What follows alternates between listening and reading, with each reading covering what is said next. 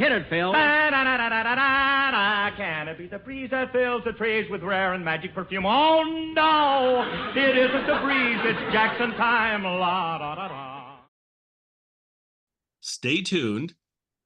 Right after this episode. For our discussion.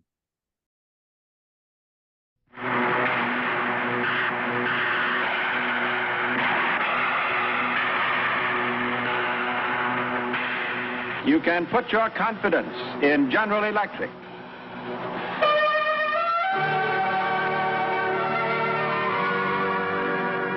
General Electric presents The Bing Crosby Show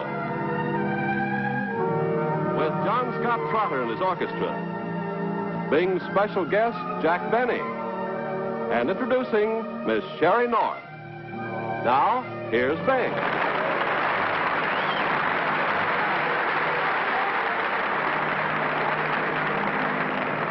Well, good evening, ladies and gentlemen and viewers.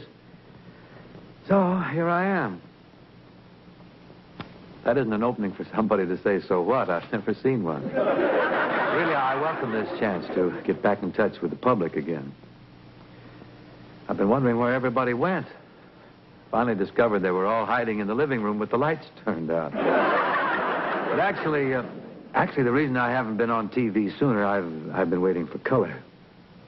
General Electric finally came up with the little green, so I grabbed it. I'm kidding, folks. It wasn't just the money. To be completely candid, the reason I didn't go on sooner is because nobody asked me. I did have one offer, yes. It was rather a nice offer, too. I could have gone on the Voice of Firestone program. I didn't even have to sing, either. They wanted me to change a tire during the commercial. Everybody's been very nice about my debut on this medium. I've gotten telegrams and, I got flowers and fruit, candy, poison pen notes. Got a few threats. Rosemary Clooney was very kind. She sent me a lovely floral horseshoe.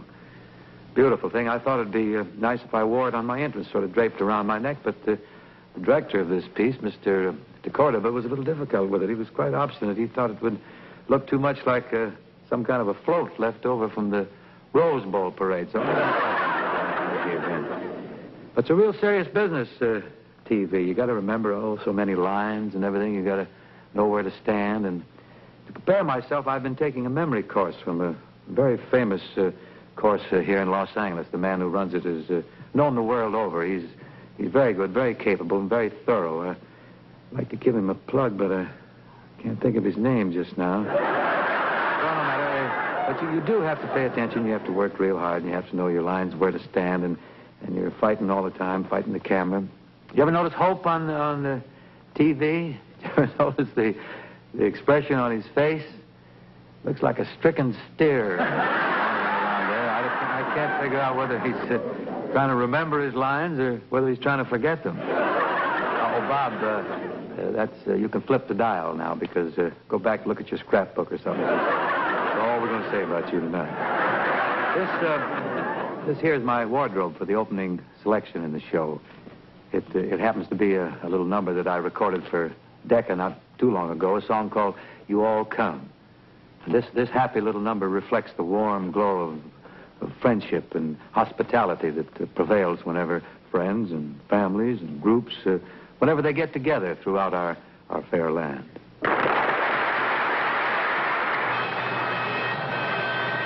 Y'all come. Well, come and get it. Y'all come. Come and set us well, friend. Y'all come to see us when you can. When you live in the country, everybody is your neighbor. On this one thing you can rely. They all come to see you, and they never leave you, saying, y'all come to see us by and by. Y'all come, y'all come, y'all come, y'all come. Oh, y'all come to see us now and then. Y'all come, y'all come, y'all come, y'all come. Oh, y'all come to see us now and then.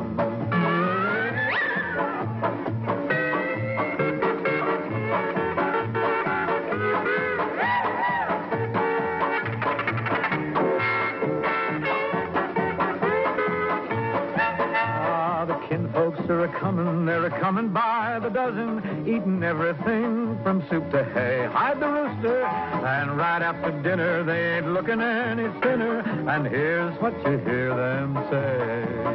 That string's open, and the cider's making. We're fixing to kick back the rug. Bring your fiddle. I need some rosin, too.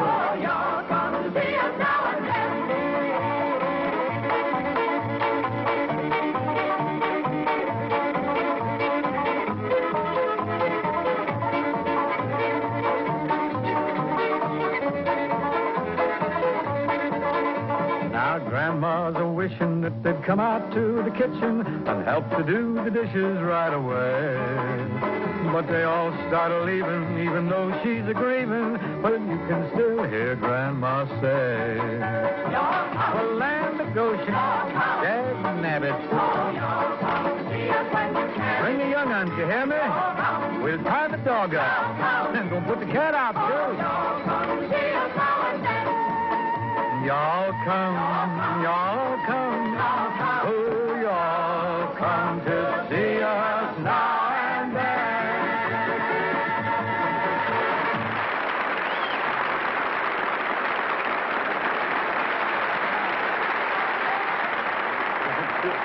Thank you. Thank you very much. So that'll give you an idea of what goes on out to Andy Devine's house practically every weekend. Always have a big hoedown out at old Gravel Throat's house. Of course, they eat pretty good out there, too. And here's an oldie of happy memory, going to be assisted by Mr. Buddy Cole here at the piano. If you don't mind, I'll sort of, I'll sing this from a leaning posture. All that dancing back there, that's a little rugged for an old gaffer like me. It had to be you. Yes, it had to be you. I wandered around and I finally found somebody who could make me be true, could make me feel blue, and even be glad just to be sad, thinking of you. Some others I've seen might never be me, might never be cross or try to be bound, but they wouldn't do, for nobody else gives me that thrill. You got your faults, but I love you still. It had to be you, had to be you, wonderful you. Yes, it had to be you. It had to be you. I wandered around, then I finally found somebody who could make me be true, could make me feel blue, and even be glad just to be sad, thinking of you. Some others I've seen might never be me, might never be cross or try to be boss, but they ain't gonna do, for nobody else gives me that thrill. You've got your faults, but I love you still. It had to be you, had to be you. Wonderful you.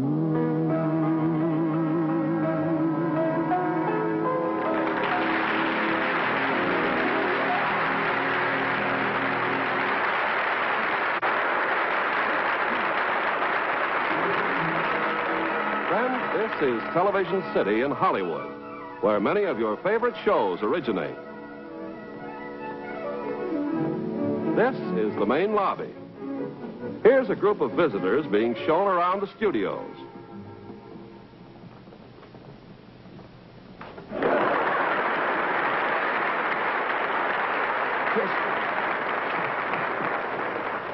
Why are you always lagging behind? Didn't you invite me on a tour of this building? Yes, but you don't have to stop and gawk at every actor you see. So how did I meet you? Now, come on, I'll take you to see Bing Crosby. Solid. Incidentally, Jack, thanks for buying me Bing's new record. Well, I'm always glad to help Bing out. Out of where? Now, look, don't tell anybody I told you. See, this is just between you and me. But, Bing doesn't sell like he used to. He sells me. All right, come on, we'll go backstage. Backstage, we won't get thrown out, will we? Crystal, when were you ever thrown out of any place with me? The night you took me to the Macambo. Oh, yeah. Well, I was dancing a little too close. What a night. There'll be others.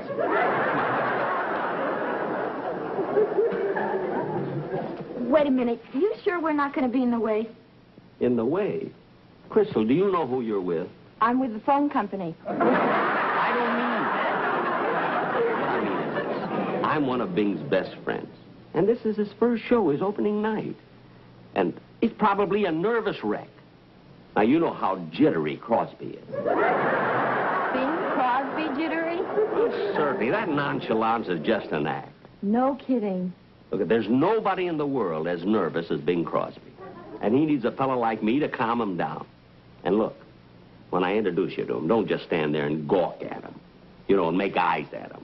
Just say hello and ignore him. If I had control like that, I could pitch for the Yankees. The keynote of GE is progress is our most important product.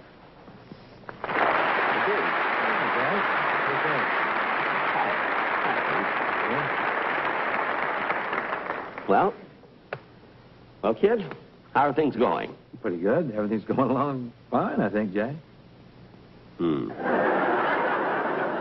Bing, you gotta grab a hold of yourself. I mean, don't worry, everything will turn out all right. I mean, you'll get to like TV. Well, I think it's wonderful, Jack. I love it. Bing, believe me, I know what I'm doing. Television is entirely different than radio or pictures. Well, I know that. I have a set at the house. But do you watch it? Oh, watch it? Whew. Like a Hindu flute player watches a cobra. Then you must know what an exacting medium television is. Sure. Bing, it takes hours and hours of grueling hard work to become good on television. No, this isn't like singing at the Coconut Grove. Coconut Grove. There. You see how nervous you are? Oh, you're going back a little with that, aren't you? Say, you remember the night that you and a large party got thrown right out of the Coconut Grove because you brought a basket of food and you spread it out under the palm trees? Bing, where I come from, a grove is a grove, and it's a place to have picnics. And anyway, I don't feel any guiltier than you. You know, I remember when you were thrown out of the grove. And it was a different kind of a picnic. There, Jack. You win. Well, Bing, I don't feel that I've won this battle of wits fairly. Because after all, this is your opening night. You're on edge. You're nervous. You're a wreck. I feel all right, Jack. I'm not. But you're working under a handicap. I mean, you're working with a mental block. Well, it's the same old block I always work with. I mean, now, believe me, I've been through this. I know what must be in your mind. I mean, snap out of it. I know, I'm only having fun. Bing, look, you think you're having fun. And you know why? Because you're so nervous. Yikes!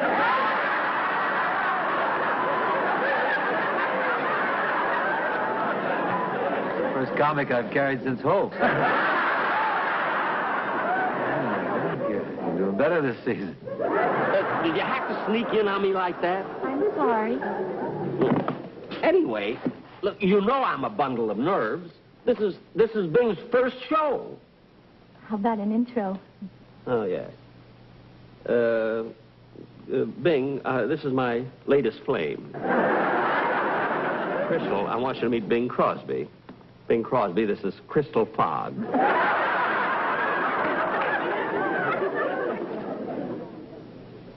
Look, you're not being presented at court. I mean, you don't have to curtsy. Who curtsied? My knees got weak, that's all.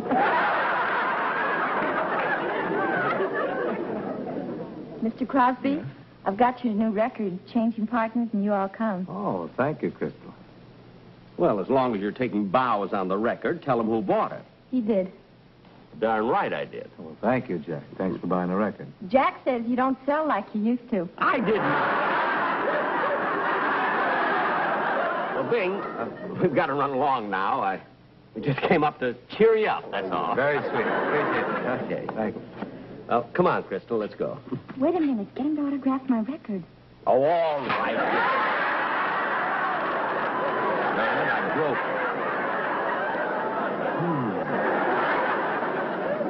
it. Well, break a lot of them, Jack. It's good for business.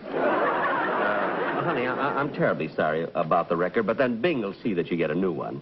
Won't you, Bing? Oh, I don't know, Jack. It'd be pretty hammy for a fellow to go out and buy his own record. It would? Well, suppose I go out and buy it, and then you could reimburse me. Well, that would be sneaky. What? Anyway, I've had a very bad season, Jack. Oh, yeah? I'd like to have your money. I wish you had. It'd be safer with you. Said it. Well, Bing, getting back to this record, you see, I consider it an accident. Now, you have insurance, haven't you? Oh, yes, but I don't know if I'm covered against you. Well, you must be.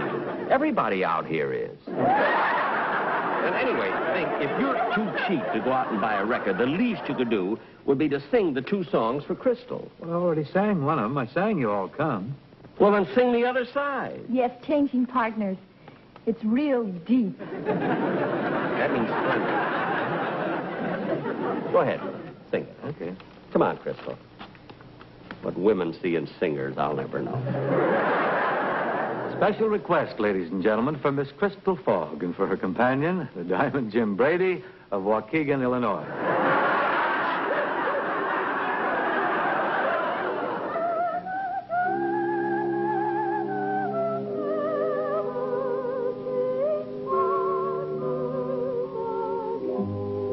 Memories of the Dreamland Ballroom.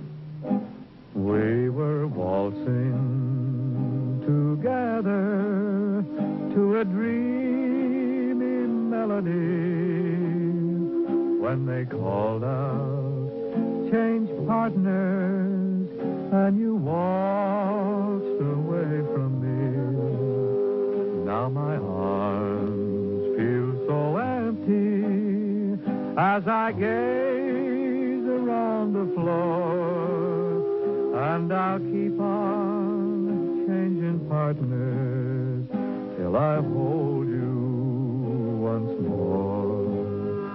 Though we danced for one moment, and too soon we had to part, in that wonderful moment, something happened to my heart.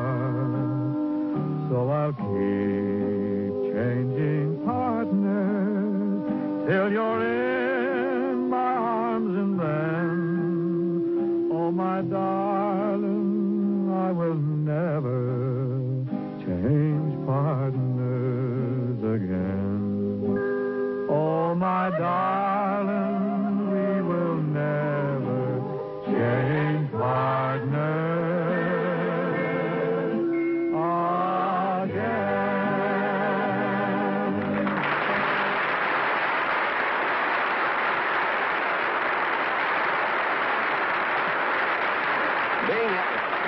Thanks, Jack. That's the greatest. Thank you, Crystal. You know, if I'd have been thinking at all, I'd have asked you to dance with me. Well, Jack's and I like something with a swinging beat to it. Oh, so do I. I'll show you what I mean.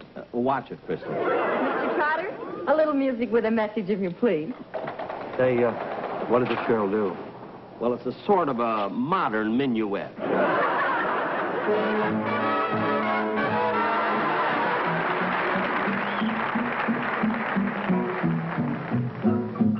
I hope we get a couple of good seats in the wagon.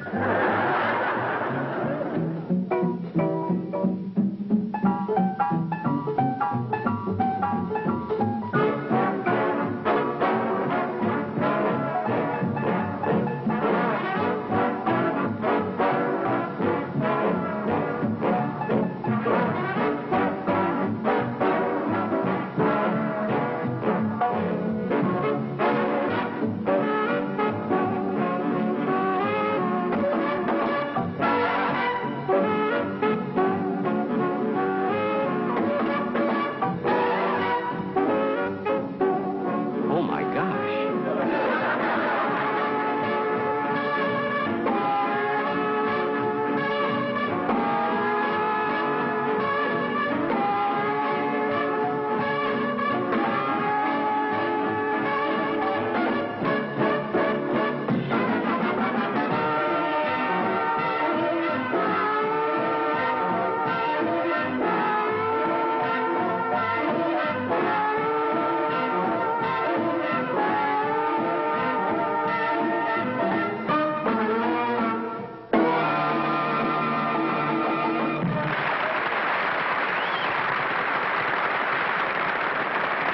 Miss Sheree North, ladies and gentlemen.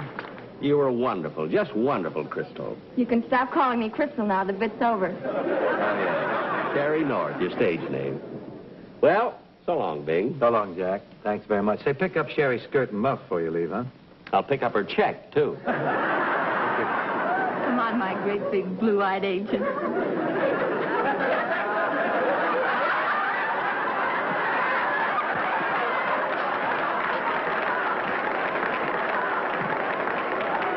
Oh, to be 39 again.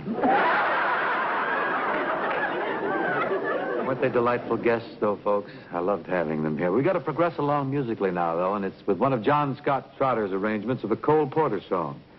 Now, this number involves a little bit of production. So before you can say I love Paris, that's where we're going to be. In fancy, that is.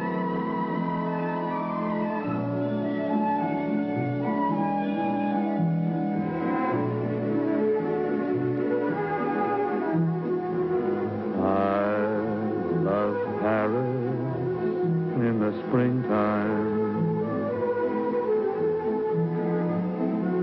I love Paris in the fall. I love Paris in the winter when it drizzles. I love Paris in the summer when it sizzles. Paris every moment, every moment of the year. I love Paris. Why, oh, why do I love Paris? Because my love is near.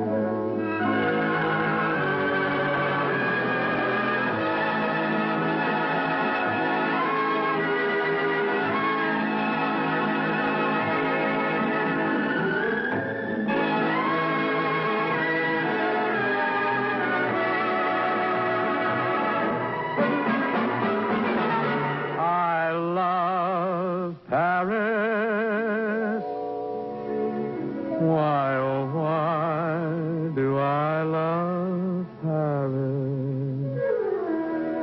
Because my love is here.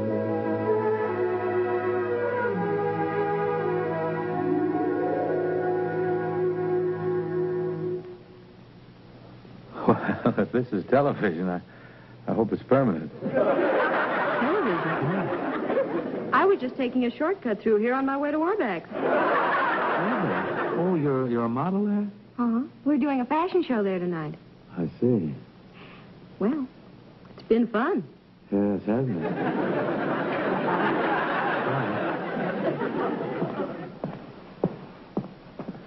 So that's about it for tonight, folks. I certainly hope we can all get together again real soon. Let's see, did she say Orbach's? I wonder what floor. Thanks again, folks, and good night.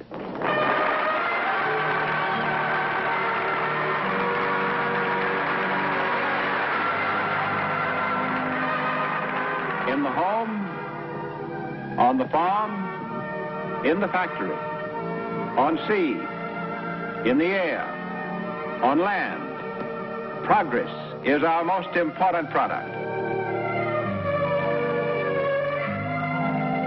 Well, Joel, again, this is Buck Benny speaking. I am joined with Kathy Fuller-Seeley and John Henderson. Hello. Hey, Kathy. So we are doing something different today. We are presenting the Bing Crosby Show. This is from 1954. It's from January, the first week in January. I can't remember the exact date. I think it might have been the 7th, maybe. Anyway, but Kathy is frantically looking, trying to decide what the date is. Yeah, but it's January 3rd. January 3rd. There we go. I knew it was first week of January. So anyway, we hope you're going to enjoy this. We're trying to present Jack's appearances, any appearance in television, whether it's on his own show or different shows, somewhat chronologically. Sometimes we miss it by a few weeks, but I try and get it close. Anyway, so here we have, like I say, Jack appearing on the Bing Crosby show. It's a Bing Crosby special that he's on. And Bing was huge in radio. Bing had a show before Jack had a show. He had a show in 1931 all the way up until 1954. And that's when, of course, this special is from the beginning of 54. And he didn't want to do television. He wanted to just keep on doing radio. It makes complete sense that he would want to keep doing radio because the way he had it set up, he'd introduced, he wanted it to be transcribed and have it recorded each week. So he got from, I believe it was from World War II in Germany and things. He was able to get the Ampex recording technology, and that it would allow him to make really high quality sounding recordings, which they originally said, oh, those don't sound as good as regular live recordings or whatever, but they sound really good. At least now they sound great. Anyway, so he gets that, and then instead of recording one show a week, he starts recording like 4 shows on a weekend or more. He might be recording 4 to 6, somewhere in there. So that allows him to record a whole season within, a month and a half or something. And then he can take the rest of the year off for being movies and all that kind of stuff. So he's really ahead of his time with all this. But you can't do that in television. Television takes a whole week to kind of prepare a show. And even then, some of the shows we've seen on live shows back in this time frame don't seem completely like they're really ready. This show, to me, seems kind of dicey in some ways. I mean, it seems pretty professional, but it's like it could have been polished a little bit more probably. But anyway, let's go over to John and get his kind of thoughts on, do you know much about Bing Crosby? Are you much I don't know if you're a Bing Crosby fan or what? I like Bing Crosby, especially the music, like the records, right? Yeah. I've got a best of Bing Crosby from, it's quite a big set. And of course, I often watch Saturday morning cartoons with my children, and whenever there's one of those celebrity cartoons and they've got Bing Crosby, he's on enough that now they recognize Bing Crosby, and of course they've heard the music, so they always joke, oh, I've got the Bing Crosby eyebrows, and sometimes they'll tape their forehead up so they can do his sort of like worried eyebrows or whatever. So when I was just watching this now, they're like, oh, look, he's doing it, he's doing the Bing Crosby eyebrows. The other thing they asked me is they said, is this young Bing Crosby or old Bing Crosby? And I was like, oh, it's kind of middle Bing Crosby, really. He's getting to be older by this time. By 54, he's no spring chicken, I can tell you that. Right. Yeah. But yeah, as far as he has a number of movies before this. I mean, he has movies, some of his earliest movies, well, probably his movies in the 30s that are one-reelers or something. But the ones that I remember, the road pictures and things pretty much start in 1940. right? I think the first one is 1940. So and so they're going on at this time. By this time, I think they've got, I don't know, 5 road pictures done. They just did the color one, I think maybe the year before this, or maybe this year in 1954. And then they wouldn't do another one, the last one, which again goes to black and white, which is kind of a weird thing. But anyway, I think they thought they didn't look as old in black and white, so they did the last one in black and white. So the last one is like 1962 or something. It's quite a bit later. And they were getting quite a bit older. And well, we that one's always frustrating me because they used Dorothy Lamour. I mean, one of them, I don't remember which one it was. I think the second one. I wish I did. No. I'm saying one of either Bob Hope or Bing Crosby refused to do it without Dorothy Lamour appearing, and so they forced Dorothy Lamour. Dorothy wanted to appear. They forced the other one to let Dorothy Lamour be in there, because what they did was they grabbed Joan Collins to be a younger Dorothy Lamour, or to be that character, because they thought they couldn't make themselves more youthful, but maybe they could bring in a youthful woman and have this work, right? So anyway, so she's in there. She does okay. I mean, I like Joan Collins just fine and everything. It's just I love Dorothy Lamour, and Dorothy Lamour comes in for her 10 minutes, and her 10 minutes in the show are the best 10 minutes in the whole movie.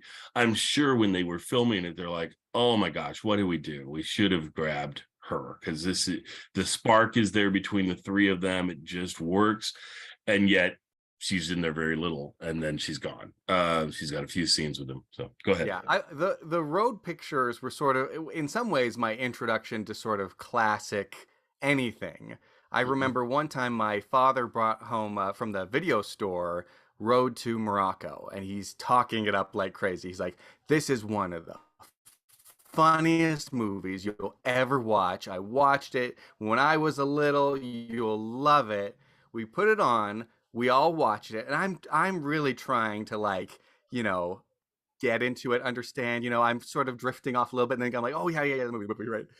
And when we finish, my dad turns to everyone and says, that wasn't as good as I remember. So, but he had already talked it up so much that I sort of became intrigued. And, you know, 6 months later, I rented The Road to Zanzibar and thing, you know, similar old movies, you know. So that was one of my first introductions. I didn't really get into it at that point, but at that point, you know, I knew what a road picture was and who Bing Crosby and Bob Hope were. So, yeah. Well, it's so funny because for me with road pictures, my mom loved Bing Crosby. She really loved his shows. She liked Bob Hope, didn't love Bob Hope, but loved Bing Crosby. But as for the road pictures, I'd go, oh, there's a road picture on, and I'd try to have mom watch it, and she would be like, oh, I don't like those. So she did not like the road pictures for some reason. So it left me kind of going, oh, well, maybe they're not very good. And then I watched them as I got older, and I was like, no, I like these. I like these better than a lot of other things that Bing's in or Bob's in. So I enjoy the road pictures. And now that I'm a huge, ridiculous Bing Crosby fan, I just love the road pictures. And that's so funny for me is that I love Bing Crosby. I love his character he creates. I love this light going, smooth talking, just he's so good, and he's so calming. And for me, when I'm tense or whatever, if I had listened to a Bing Crosby show, it just calms me right down. I just love his show. But having said that, I'm not big on I'm the opposite of John. I'm not into his records other than his Christmas records I'm really into. I've tried to expose myself to regular Bing. I don't usually like the songs he picks and so forth. I like it when he sings other people's songs. And so that's what I like the radio show so much, because he says, oh, here's a popular song by so-and-so, usually on Decca, which is his brand, his label too. And then he'll sing their song, and I'll be like, oh, I really like his version, almost better than their version in a lot of cases. I love his duets. I love when he sings with Judy Garland. It is wonderful. It is just she was on his show so many times. I just love it when she appears with him. I love it when he sings with Ella Fitzgerald, and I love it when he sings with so many people. I love his duet with Jimmy Stewart. Well, he's done so much music that maybe you're just missing the good ones. You know what I mean? Like maybe, but I try to like listen song to number like 5, the essential like, Bing I'm Crosby done. and all the But hit you know, things. he's got some really great hits. Okay. I I'll found $1 try Million again. Baby in a 5 and 10 cent store. Doesn't get better than that. And his ones where he partners with the Andrews sisters, like Pistol Pack and Mama, those are Oh yes, the greatest. all his work with the Andrews sisters, I do love that. I love the stupid song.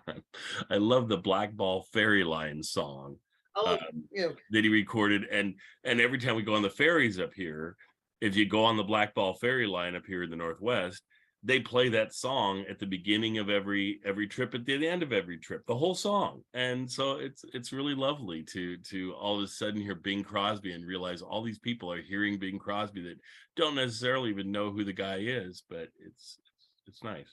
I just, with Bing, the family things that you can read and the books of other people, the things that they'll say about him are just so negative. In some ways, he reminds me of Mary Livingston, where I love her character. I love who she plays.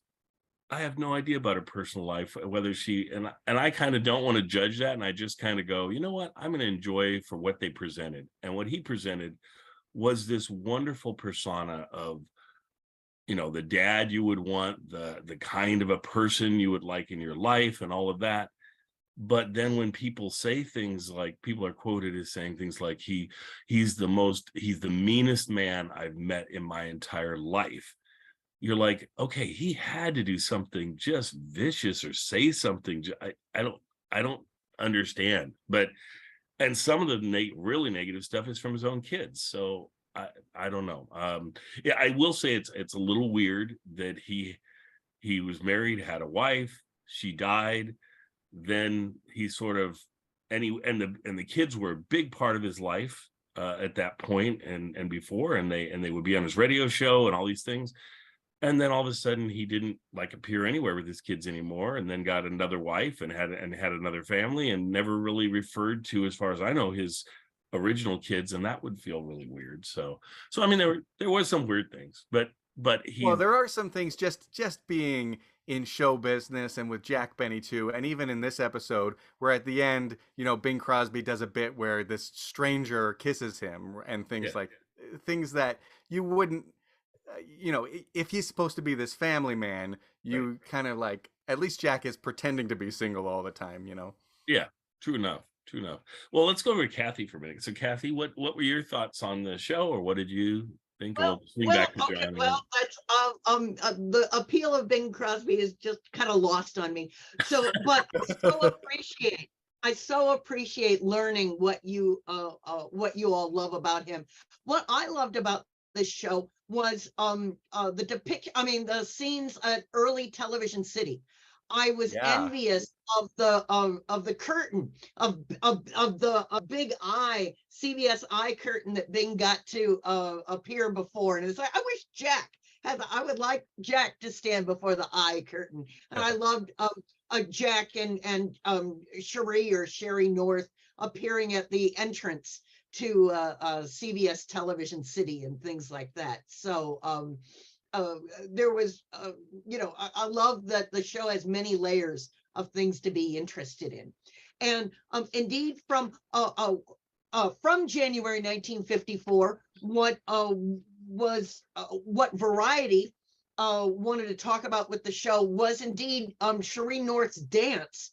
The sort of stripping off her, quickly shedding her dress, and that sort of wild dance that she did.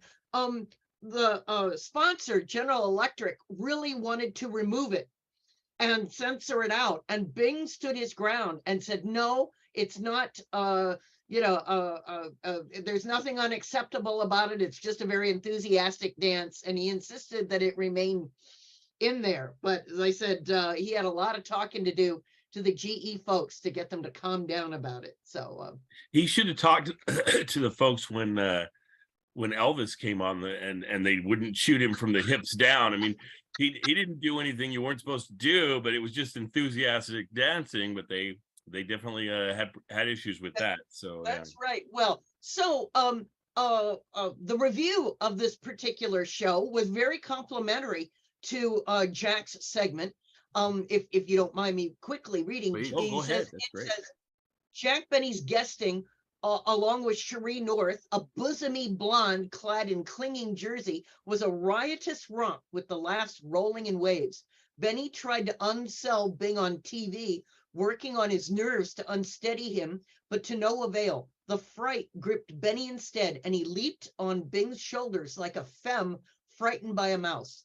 It was amiable repartee that passed between them, Bing remarking about Benny's coziness with a buck, how he took his lunch to Coconut Grove and was ordered out. Shot back, Benny, I can remember when you were thrown out of the Grove for another reason. That was strictly a trade gag. The North dance specialty created somewhat of a crisis, but it gave the show a zippy pickup.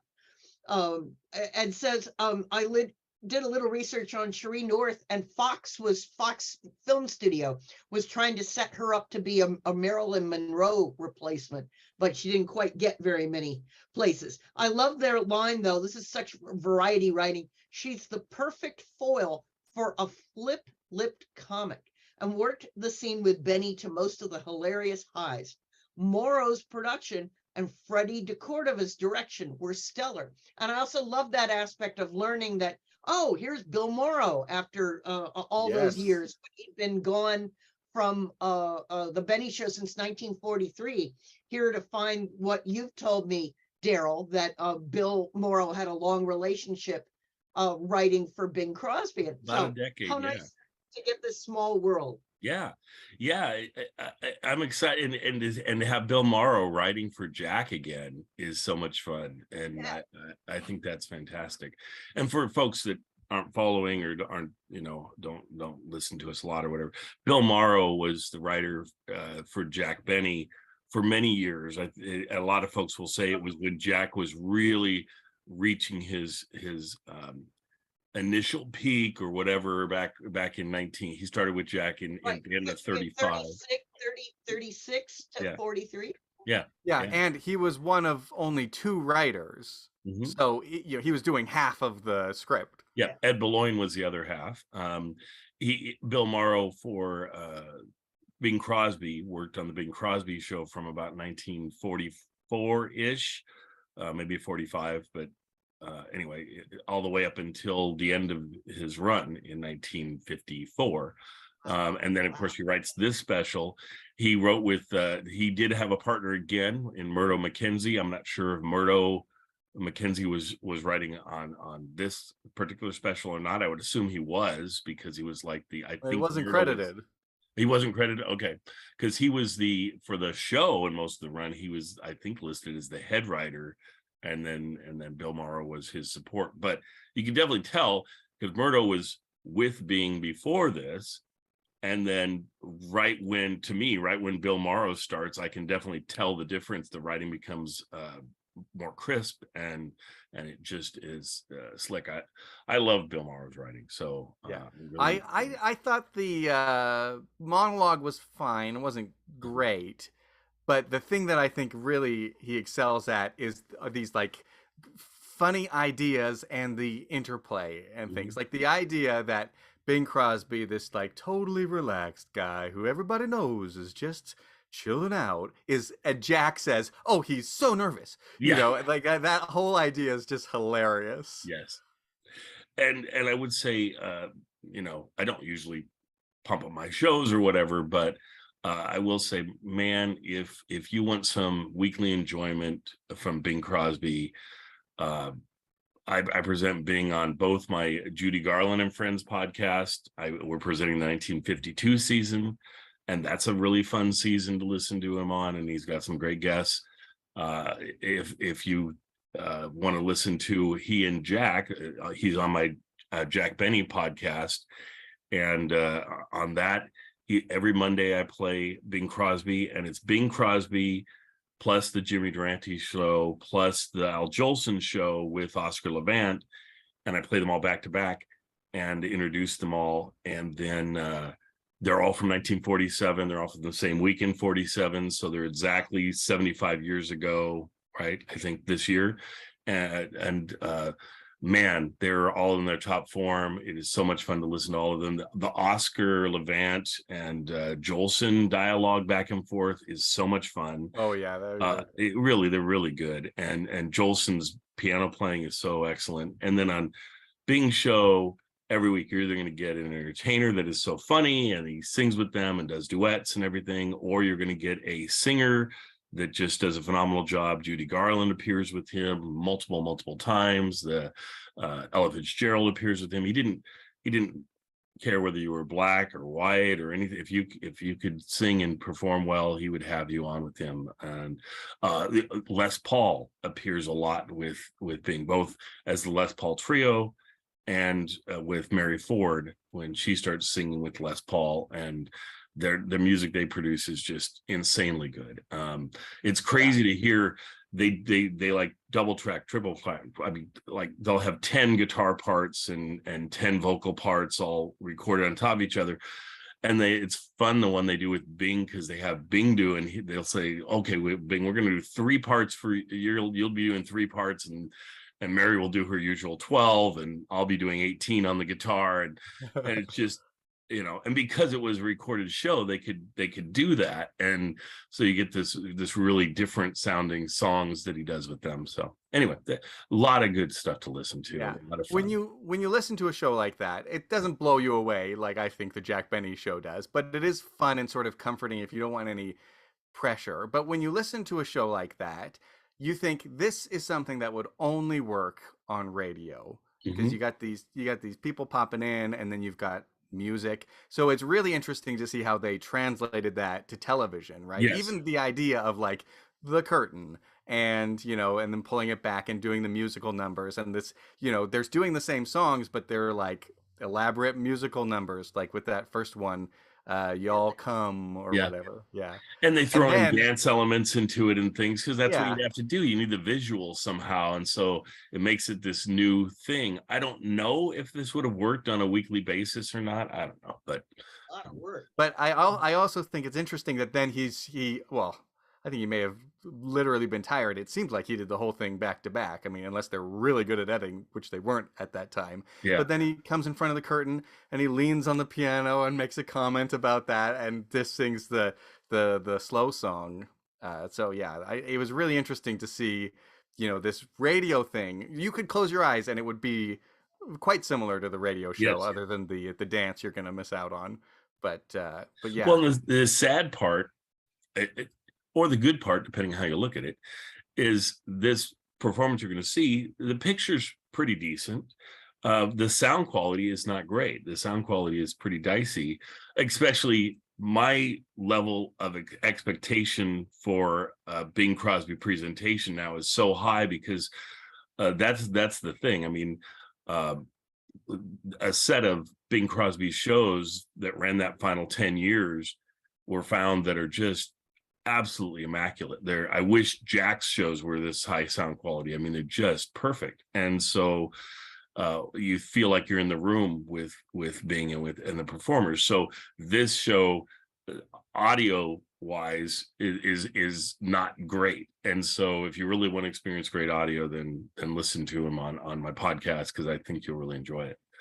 Anyway, great show. And John, what else? I mean, you probably have something you noticed in the show too. Well, I just wanted to mention, because we haven't talked too much about Jack, who's my favorite. We have not, and this is Jack's show, stuff, which is great. But he does something that is unusual, which I thought was surprisingly good, which was his jump that they mentioned in Variety. Yeah. He jumps onto Bing Crosby's back. Now, usually Jack Benny is not really a physical performer, but Right. I thought he did this really well, and it was hilarious.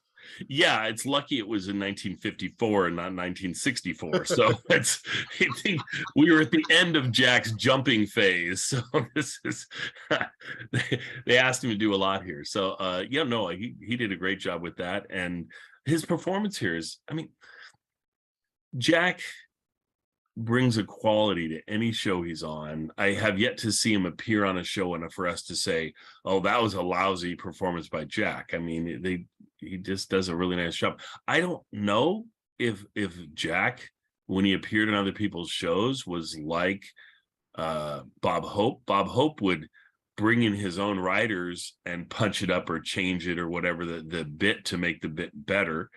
I don't think Jack did that. I think he just let other people write for him and things. I think it's because his character is so well established that people could do that. In this case, it's easy. In this case, it's Bill Morrow writing for him, who wrote for him for a decade. So it wouldn't be a big step for Bill Morrow to redo that. Certainly, anytime Jack appeared on Bing's radio show, it would always be written by Morrow, and it would be you get some of the freshest, funnest Jack that you would ever get. And I loved it when he appeared. One time, I think only once, he appeared with Mary on Bing's show. And that episode is just fantastic to hear Bill writing for Mary again and writing for Jack and writing for Bing, and just their dialogue is so much fun. So yeah, anyway.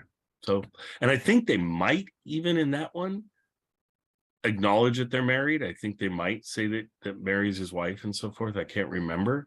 They certainly did that once on Fred Allen's show, where they pulled back the curtain and show them as husband and wife, and that's kind of cool. But anyway, great show, fun to watch. Jack's parts are good. The Bing is fun to see what he does on this earliest television show that he has. I think it's his first appearance in television. He might have appeared on someone else's show. No, they say this is his first own TV shows. Yeah. So that's great. Anyway, I guess we'll let him enjoy that unless anybody has anything else to add. We good? All right. Enjoy the show. Come over and enjoy the shows on my podcast. The only reason I'm pushing this so hard with this is just I love them so much. They are so unique. So there's been nothing ever like it. There probably will be nothing ever like it again. And just to all of a sudden have the caliber performers he will have on with him, and to hear them doing a version of songs that you'll never hear. They'll never be put on record. They'll never, except for now. I mean, sometimes they'll release a record of Bing Crosby that is culled from his radio shows, like a Bing Crosby duets album or that sort of thing. And those are certainly worth having because they're great performances. But to hear the dialogue, to hear I was joking earlier that I love when he appears. He has Jimmy Stewart on his show many, many times. And Jimmy Stewart actually has an arc on the show, which is unique. I mean, you don't have arcs with guests usually, but he first appears on the show when he's single and he's not married, and they joke about him dating and make him feel uncomfortable with the whole dating process and everything, and it's so funny. Then he gets married, and so they joke about that and put him in buying lingerie for his wife and things, and make him in uncomfortable situations where he can't talk to the ladies about it, and says he's buying it for Bing because he's embarrassed to buy it for his wife and things. So it's crazy. And then he has kids, and then they joke about having kids and what it's like having little kids around the house and so forth. So they have this whole thing they follow him on, because they're his appearances on Bing's show are at this point in his life where his life is changing. Every time he appears, his life is a little different than it was before. And it's just so much fun to hear that arc and to have it be so funny. And at one point he sings, they sing what's the song the Christmas song that Phil Harris and Alice Faye sing together. And certainly it's well known of the Jingle Bells. No. Baby, It's Cold Outside. Oh yes. Baby, It's Cold Outside. And so Bing and Jimmy Stewart do Baby, It's Cold Outside together. And it's so funny with them saying it's cold outside. Oh no, you can stay a little longer. It's just that whole it's a good bit. Anyway, so if you want to find Buck's podcast, you can type in Jack Benny and OTR podcast, but it also works if you just type in Buck Benny. Yes. Yep. And if you want to find Judy Garland, if you type in Judy Garland podcast, I think there's only one Judy Garland podcast, which is sad. She deserves more than that. But and on that one, just so you know, we're playing Bing once a week, but we also play, of course, Judy Garland once a week. We go through all of her surviving radio performances chronologically, and we actually just started the rotation again. So we've just had I think we're to her third or fourth appearance. So fun thing to listen to, and that's introduced not by me, but by a friend of mine named Mindy. And Mindy does such a beautiful job. She researches every episode. She's always got things to say. She's way better than I am in my intro. So definitely worth a listen over there. So take a shot at that and listen to that. And while you're listening to podcasts, maybe you want to tune into John's podcast, This Day in Jack Benny, which is the best imitation of my podcast that there is. So it almost goes up to the original standards. I don't know. How many years have you done that now, John? John, I didn't hear you. Oh, wow. 2016. 2016. Okay. Since 2016. Yeah, so you did it. It sounds like you did it right around my 10th anniversary of me doing my show. So that's really good. That was good. He'd listened to my show for 10 years. It was like, I could do this so much better than Buck Benny does. So I think I'll create my own show. So he did, and it is phenomenal. So yeah, I gotta say he does a brilliant job, and I love how John points out all the little things that are in the commercials or the little references they make that you might not get otherwise, and he explains those and does a nice job. His intros are usually about 5 minutes long. I think the problem why folks sometimes complain about mine is my intros sometimes are 25 hours long, or I don't know. They get a little long-winded. So. Speaking of that, we should probably go. So enjoy the episode, and we'll see you guys next time. The Paris model was Barbara Logan. Also on the program were the Cass County Boys and Judd Conlon's Rhythm Airs. Jack Benny appeared through the courtesy of Lucky Strike cigarettes. This is Ken Carpenter speaking.